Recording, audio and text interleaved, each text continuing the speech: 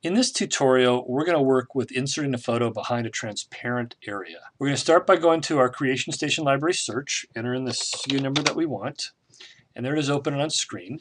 And you can see that it's got this target area that is where the photo is going to go. We could insert the photo first. I'm going to take that and approximately position and resize it for the size that I want. I will fine tune it in a little bit, but for now I'm going to position it and size it.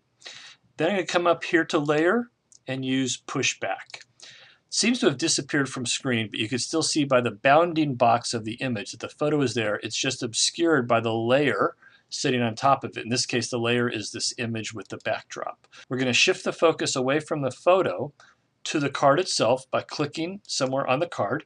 And you'll notice that there are lines moving all the way around the card, which indicate that the card itself is active. I'm going to right click and choose the menu option that says Set Transparency. And my mouse has become an eyedropper, which basically says just tell me the color that you want to make transparent. So as I move it over the color that I want, I left click, and now it is see-through. And as you can see, the baby's photo is in position underneath it. If I don't like where it's positioned, I can grab it and move it. I can resize it, of course, by dragging one of the grab handles in the corners. Or I can also enlarge it using the enlarge icon left-hand toolbar and then taking it and dragging it into position.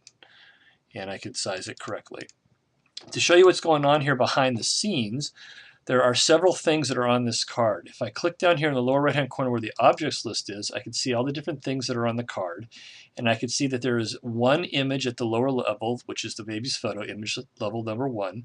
At level number 2 is the fixed image, which is the card design itself. And that's how I could choose what I want to select for purposes of choosing the transparency. I'm going to show you what I mean by that by unfixing that shape.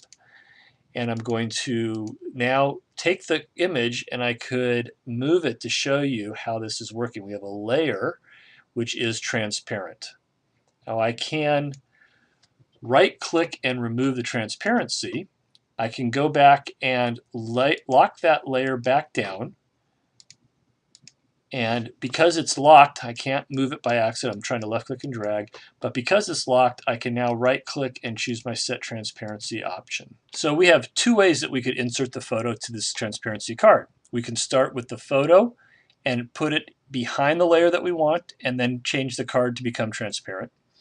Or we can start with the card, change it to become transparent, and then insert the photo afterwards. It doesn't matter which way you do it. It's your choice.